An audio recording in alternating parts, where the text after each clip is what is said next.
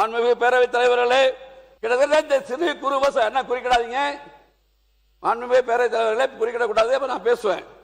சிறு குறு விவசாயிகளின் கடன்களை முழுமையும் தள்ளுபடி செய்யப்பட வேண்டும். ஏன்னா ஏன் டைம் போயிடும், எனக்கு 15 நிமிஷம்.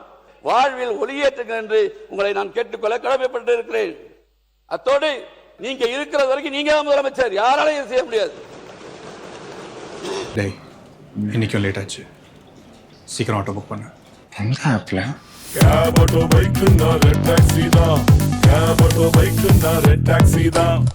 உறுப்பினர் எஸ் காமராஜ் அவர்கள். மாண்புமிகு பேரவைத் தலைவர் அவர்களே, அவையில் இருக்கும் அனைவருக்கும் எனது அன்பான வணக்கங்களை தெரிவித்துக் கொண்டு, குறிப்பாக 2026-27 ஆண்டுக்கான நிதிநிலை அறிக்கை மீதான விவாதத்தில் எனக்கு பேச வாய்ப்பளித்த புரட்சி தலைவர் மற்றும் புரட்சி தளபதி கண்டெடுத்த முத்து மாண்புமிகு பேரவைத் தலைவர் அவர்களுக்கும், நெஞ்சில் உரமின்றி நேர்மை திறமுமின்றி வஞ்சனை சொல்வாரடி கிளியே வாய்ச்சொல்லில் வீரரடி அப்படி என அப்போதே பாரதியார் பாடிவிட்டார்.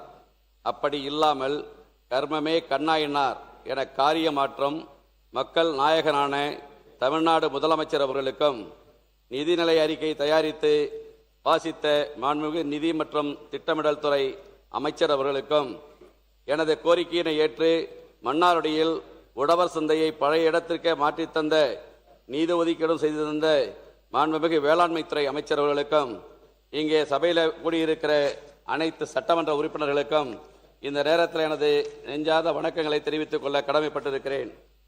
நம்முடைய முதலமைச்சர் அவர்களுக்கு ஒரு ஸ்பெஷல் தேங்க்ஸ். இன்னைக்கு தமிழ்தாய் வாழ்த்துக்கிறது நம்முடைய உரிமை.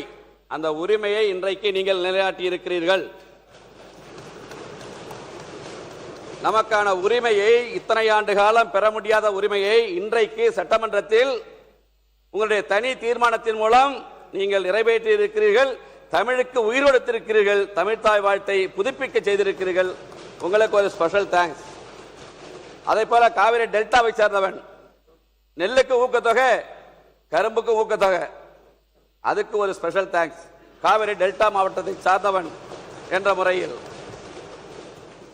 மாண்புமிகு பேரவைத் தலைவர் அவர்களே, 31/3/2021 வரை தமிழ்நாட்டின் கடன் 4.85 லட்சம் கோடி. இன்றைக்கு 10 லட்சம் கோடி கடன். 2025-26 நிதி பற்றாக்குறை 1,24,007. 2026-27 1,21,819. இன்றைக்கு வருவாய் பற்றாக்குறை 2025-26 69,219. 2026-27 55,775 குறைந்திருக்கிறது. இது a good beginning makes a good ending. ஒரு நல்ல தொடக்கம் நல்ல முடிவை தரும் என்ற பழமொழியை பறைசாற்றுகிறது உங்களது பட்ஜெட். இந்த நிலையில் 2036 ஆண்டுக்குள் $1.5 டிரில்லியன் பொருளாதாரம் என்னும் அரசின் தொலைநோக்கு திட்டம் உள்ளபடியே மகிழ்ச்சி அளிக்கிறது. செலவுகளை கட்டுப்படுத்துதல், வருவாயை பெருக்குதல் என பல முனை தாக்குதல்களை நீங்கள் தொடுத்திருக்கிறீர்கள். உலக வங்கி, இந்திய பிரதமரின் சிறப்பு செயலாளர், முன்னாள் பிளானிங் கமிஷனின் துணைத் தலைவர் மான்டேக் சிங் அலுவாலியா அவர்களை நியமித்தது இந்த நேரத்தில் பொருத்தமான சாலச்சிறந்தது என்பதை நான் தெரிவித்துக் கொள்ள கடமைப்பட்டிருக்கிறேன். மாண்புமிகு பேரவைத் தலைவர்களே, மன்னனும் மாசற்ற கற்றோனும் சீர்தூக்கின் மன்னனின் கற்றோன் சிறப்புடையதாகும் என்ற ஔவையாரின் மூதுரைக்கேற்ப கற்றவருக்கு சென்றமிடமெல்லாம் சிறப்பு. பள்ளி கல்வித்துறைக்கு 44,527 கோடி பள்ளி கல்வித்துறை.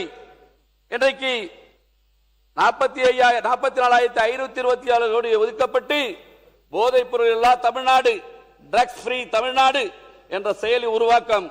முதலமைச்சரின் காலை உணவு திட்டம், பெருந்தலைவர் காமராஜர் காலை உணவு திட்டம், 8ஆம் வகுப்பு வரை இலவச உணவு, ஹெல்மெட் மற்றும் வாட்டர் பாட்டில் வசதியில் கூடிய நவீன பிராண்டட் மிதிவண்டிகள், பெருந்தலைவர் காமராஜர் உண்டு உரடை பள்ளி, குறிப்பாக சூப்பர் கிளீன் சூப்பர் கேம்பஸ். தமிழ்நாட்டில் இருக்கிற அனைத்து பள்ளிகளிலும் சூப்பர் கிளீன் சூப்பர் கேம்பஸ் அற்புதமான திட்டம். தினசரி தூய்மை குடிநீர், கழிப்பறைகள் வசதிகள் பராமரிப்பு, 24 மணி நேரமும் பாதுகாப்பு உறுதி செய்யப்பட்டிருக்கிறது. மாண்புமிகு பேரவைத் தலைவர்களே, இந்தியாவில் அதிக சேர்க்கையில் முன்னிலையில் உள்ள தமிழ்நாடு உயர்கல்விக்கு 8,393 கோடி ஒதுக்கீடு. வெற்றி மடிக்கணினி திட்டம் பல்வேறு சமூக மதங்களை சார்ந்த இளைஞர்களை ஒன்றிணைக்கும் தமிழ்நாடு சுடர் TN சுடர் திட்டம், குறிப்பாக சீர்மிகு சட்டப்பள்ளி தரத்தில் school of excellence of law 300 மாணவர் சேர்க்கையுடன் சட்டக்கல்லூரி மதுரையில் ஆரம்பிக்க இருப்பது தென் மாவட்ட மக்களுக்கு, இளைஞர்களுக்கு ஒரு வரப்பிரசாதம் என்பதை இந்த நேரத்தில் நான் தெரிவித்துக் கொள்ள கடமைப்பட்டிருக்கிறேன். மாண்புமிகு பேரவைத் தலைவர்களே, இளைஞர் நலன் மற்றும் விளையாட்டுத்துறைக்கு 1051 கோடி.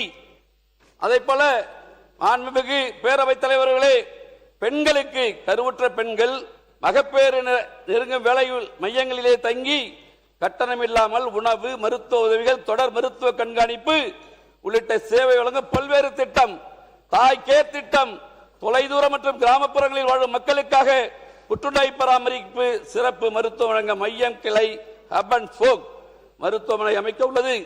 அரசு மருத்துவமனையில் பிறக்கும் குழந்தைகளுக்கு 1 கிராம் தங்க மோதிரம் இல்லாத திட்டம், இதுவரை இல்லாத திட்டம்.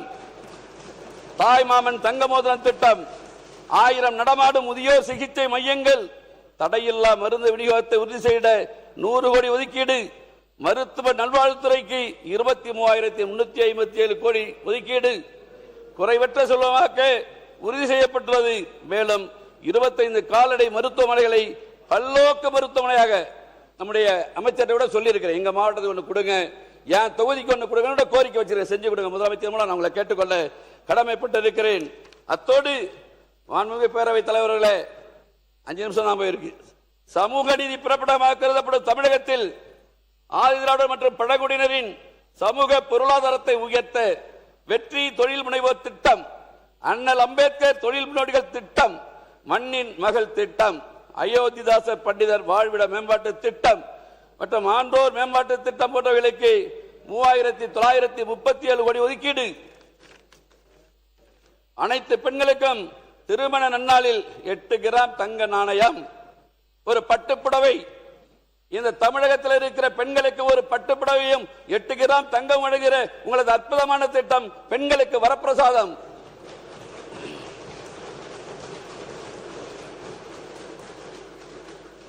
மாண்புமிகு பேரவைத் தலைவர் அவர்களே, அரசு பொறுப்பேற்றவுடன் 14,790 நபர்களுக்கு வேலை வாய்ப்புகளை உருவாக்குதல், 33,062 கோடி ரூபாய் மதிப்பிலான 7 புரிந்துணர்வு ஒப்பந்தங்கள் கையொப்பமாகி உள்ளது. செயற்கை நுண்ணறிவு தொழில்நுட்பத்துடன் விளங்கும் வழிகாட்டி 3 என்றும் தொலைநோக்கு புதிய சேவை திட்டம்.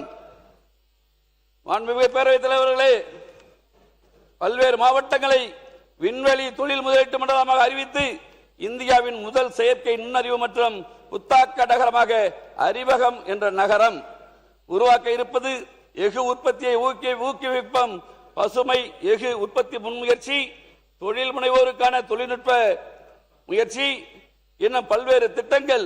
மாண்புமிகு பேரவைத் தலைவர்களே, 2640 மெகாவாட் மின் உற்பத்தி திறன் கொண்ட உடன்குடி மற்றும் எண்ணூர் அனல் மின் திட்டம், பல்வேறு மின் திட்டங்களை கொண்டு வந்து தமிழ்நாட்டில் இங்கே சொல்லிக் கொண்டிருக்கிறார்களே. மின் மிகை மாநிலமாக நிச்சயமாக உங்களது ஆட்சி காலம் அமையும் என்பதை மாண்புமிகு புரட்சி தலைவி அம்மா காலத்தில் எப்படி மின் மிகை மாநிலமாக தமிழ்நாடு இருந்ததோ அந்த தொலைநோக்கு திட்டத்தை நீங்கள் கொண்டு வந்திருக்கிறீர்கள். நிச்சயமாக புரட்சி தலைவி அம்மா அவர்கள் கொண்டு வந்த அந்த திட்டத்தின் மூலம் தமிழ்நாடு மின் மிகை மாநிலமாக ஆகியது. இப்போதும் தமிழ்நாடு மின் மிகை மாநிலமாக ஆகும். அதற்கான திட்டங்கள் இந்த பட்ஜெட்டில் நிறைய இருக்கிறது. மாண்புமிகு பேரவைத் தலைவர்களே, விவசாயிகளின் நலனுக்காக எங்களுடைய பகுதி டெல்டா பகுதி 144 கோடி ரூபாய் குறுவை தொகுப்பு, 75,000 ரூபாய் விவசாய கடன் தள்ளுபடி நீங்கள் அறிவித்திருக்கிறீர்கள், உள்ளபடியே வரவேற்கிறோம். ஆனால் எங்களது பகுதியில் இருக்கிற விவசாயிகள் நம்முடைய புதிய முதலமைச்சரிடம் சொல்லுங்கள், நம்முடைய பகுதியினுடைய வேதனையை சொல்லுங்கள் என்று சொல்லியிருக்கிறார்கள்.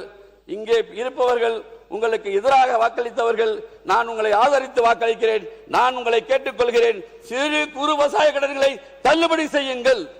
நீங்கள் இன்னும் எத்தனை ஆண்டு காலம் ஆனாலும் விவசாயிகளின் நெஞ்சங்களில் நீங்கள் குடியிருப்பீர்கள். கிட்டத்தட்ட 6,000 கோடி ரூபாய் தள்ளுபடி பண்ணிட்டீங்க.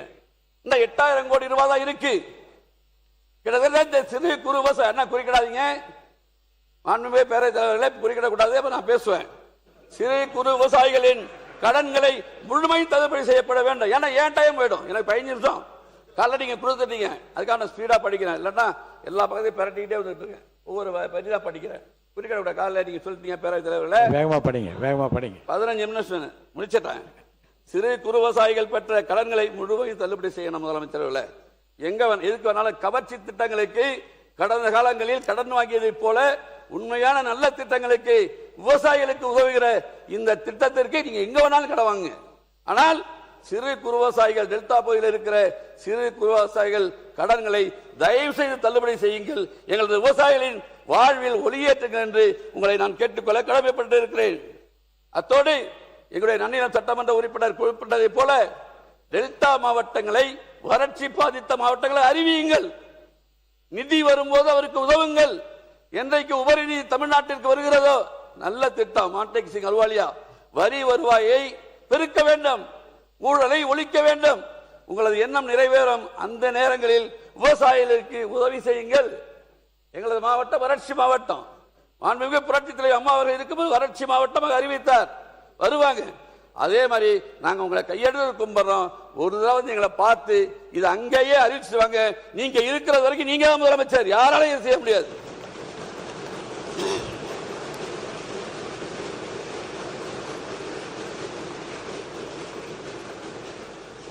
நிறைய இருக்கு, பேரத்தை பார்க்குறாங்க. கடைசி சப்ஜெக்ட் வந்துடுறாங்க. இப்போ வாட்டாள் நாகராஜ் இன்னைக்கு அத்திப்பள்ளியில் தமிழ்நாட்டில் இந்த வண்டி வரக்கூடாது. இன்னைக்கு வாட்டாள் நாகராஜ் சொல்லியிருக்கிறார். மாண்பு உறுப்பினர் கொஞ்சம் அந்த பிரச்சனைக்குள்ள போகல. 5 தனி தீர்மானங்கள் இந்த சட்டமன்றத்தில் மேகதாது காவேரிக்காக நிறைவேற்றப்பட்டு இருக்கிறது. திராவிட முன்னேற்ற கழக ஆட்சி காலத்தில் தனி தீர்மானம், அண்ணா திராவிட முன்னேற்ற கழக ஆட்சி காலத்தில் தனி தீர்மானம், இன்றைக்கு நம்முடைய முதலமைச்சர் அவர்கள் ஆட்சி காலத்தில் தனி தீர்மானம். சுப்ரீம் கோர்ட்டுக்கு போயாச்சு. நம்முடைய முதலமைச்சர் பெங்களூர் விஜயத்தை பற்றி நிறைய பேர் பல்வேறு கருத்துக்கள். ரொம்ப வெளிப்படையா தமிழ்நாட்டுக்கு ஒரு தலைவர் உண்டா நான் ஏத்துக்கிற தமிழ்நாட்டு மக்களுக்காக என்று சொன்ன ஒரே தலைவர் மாண்புமிகு முதலமைச்சர். அப்ப அவருக்கு மட்டும் தலைகுனி, அங்க இருக்க நமக்கெல்லாம் தலைகுனி இல்லையா? ஒரு நாட்டினுடைய முதலமைச்சருக்கு தலைகுனிவு என்றால் 8.5 கோடி மக்களுக்கும் தலைகுனிவு, 234 சட்டமன்ற உறுப்பினர்களுக்கும் தலைகுனிவு, 40 பாராளுமன்ற உறுப்பினர்களுக்கும் தலைகுனிவு நான் எண்ணுகிறேன். 5 தனி தீர்மானங்கள். என்ன ஆச்சு?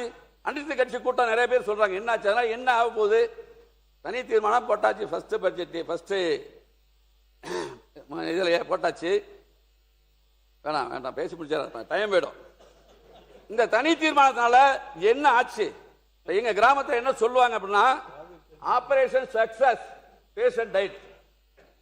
5 தனி தீர்மானம் அனைத்து திராவிட முன்னேற்ற கழக ஆட்சியில், அண்ணா திராவிட முன்னேற்ற கழக ஆட்சியில் போட்ட தனி தீர்மானத்தில் ஒன்றும் கிடையாது. நம்ம சட்ட போராட்டம் நடத்தணும், சுப்ரீம் கோர்ட்டுக்கு போகணும். இதுதான் இதுக்கு ஒரே தீர்வை தவிர பாராளுமன்ற உறுப்பினர்கள் அழைத்துக் கொண்டு பாரத பிரதமரை சந்திக்கணும். நம்முடைய முதலமைச்சர் கொடுத்த அழுத்தத்தின் காரணமாக ஒரு நாளைக்கு 3500 கனஅடி 15 நாளைக்கு கொடுக்கணும். 4 டிஎம்சி. கர்நாடகா அதை மதிக்குமா? கர்நாடகா மதிக்குமா சொல்லுங்க. எஸ்.எம். கிருஷ்ணா முதலமைச்சராக இருந்த போது மாண்புமிகு அம்மா சுப்ரீம் கோர்ட்டுக்கு போனாங்க. அன்னைக்கு தமிழ்நாட்டில் தண்ணி கிடையாது குடிக்கிறதுக்கு. சுப்ரீம் கோர்ட் ஒரு உத்தரவு போட்டுச்சு 6 டிஎம்சி கொடுங்கன்னு. கர்நாடகா ஏற்க மறுத்துச்சு. இதுக்கு ஒரு தீர்வு வரணும்னு வச்சுங்களேன். இங்க காங்கிரஸ் கட்சிக்காரங்களும் இருக்காங்க, ஆனா பாஜகவும் இருக்கு. எப்படி தமிழ்நாட்டில் 60 ஆண்டுகளுக்கு பின்னால் ஒரு மிகப்பெரிய அரசியல் மாற்றம் அண்ணன் சி ஜோசப் விஜய் தலைமையில் வந்ததோ,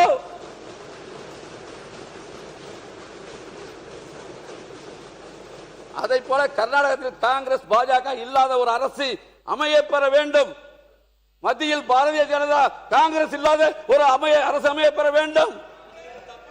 அப்போதான் இருங்க இருங்க இருங்க அப்போதான் இந்த 2 அரசாங்கமா உட்காருங்க உட்காருங்க உட்காருங்க உட்காருங்க உட்காருங்க உட்காருங்க அமைச்சர் உட்காருங்க. இந்த 2 அரசாங்கமா உட்காருங்க, நான் சொல்லி முடிச்சிடுறேன். நீங்க 5 பேர் எம்எல்ஏ உட்காருங்க உட்காருங்க உட்காருங்க. அம்மா மாண்புமிகு உறுப்பினர் உட்காருங்க, நான் சொல்லி முடிச்சிடுறேன். பேரவைத் தலைவர்களே, அடுத்த மாநிலத்தை பற்றி இந்த கட்சி தான் இருக்க வேண்டும் என்பதெல்லாம் அவை குறிப்பில் இடம்பெறக்கூடாது என்பதுதான் எல்லோருடைய ஒட்டுமொத்த கருத்து. கர்நாடக அரசியலுக்காக அங்க இருக்கிற டி.கே. சிவகுமார் ஒரு சொட்டு தண்ணீர் கூட தமிழ்நாடு தர மாட்டாங்க. இப்ப மேகதாது கட்டணம்னு வச்சுங்க, இப்ப கபினியிலிருந்து வரக்கூடிய எக்ஸஸ் வாட்டர் கடந்த ஒரு மாதமா நமக்கு 10,000, 15,000, 20,000, 30,000, நேற்றுக்கு 8,000 கனடி தண்ணீர் கபினியிலிருந்து நமக்கு வருது மேட்டூருக்கு.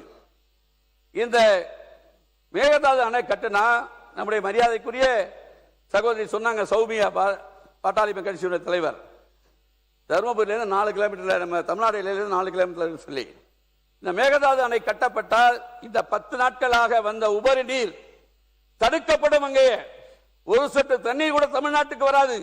எங்களுடைய டெல்டா பாலைவனமாகும். ஒரு காலத்தில் இலங்கையிலிருந்து அகதிகள் வந்ததை போல எங்களுடைய டெல்டா பகுதி விவசாய தொழிலாளர்கள் பாதிக்கப்படுவார்கள், வேதனையோடு சொல்கிறோம்.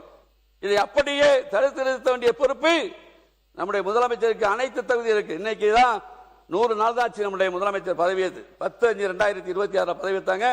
நம்ம சட்டமன்ற உறுப்பினர்லாம் 11ஆம் தேதி பதவியேற்றோம். 100 நாள் தான் ஆகுது. 100 நாட்களுக்குள்ள பல்வேறு திட்டங்களை கொண்டு வந்திருக்கிற நீங்கள் நம்முடைய நாட்டின் நிதிநிலையை சரி செய்து 90 நாள் 3 மாசம் 90 நாள். சரி சரி, சாரிங்க, சாரி உறுப்பினர்கள, சாரி மறந்து வச்சுங்க. பேசி முடிங்க. 100 நாட்களுக்குள்ளாக பல்வேறு திட்டங்களை கொடுத்திருக்கிற நம்முடைய முதலமைச்சர். விவசாய சங்க பிரதிநிதிகளாக நம்முடைய அமைச்சர் பெருமக்களை பார்த்து 2 நாள் பேசினாங்க. இவங்க நிறைய திட்டங்களை அவங்களுடைய இதெல்லாம் சொல்லியிருக்கதா டிஆர் பாண்டியன் போன்றவர்கள் சொன்னார்கள். நான் நம்முடைய முதலமைச்சரை பார்த்து கேட்டுக்கொள்வது, எங்களுடைய விவசாய பகுதி ஜூன் 12ஆம் தேதி திறக்கப்பட வேண்டிய தண்ணீர் திறக்கவில்லை. இன்னமும் தண்ணி வருமா வராதா அப்படிங்கிற கேள்விக்குறி இருக்கு. எங்களுக்கு நீங்கள் இதை மட்டும் செய்து கொடுங்கள். அத்தோடு நம்முடைய கையில அந்த வளம் இருக்கிறது.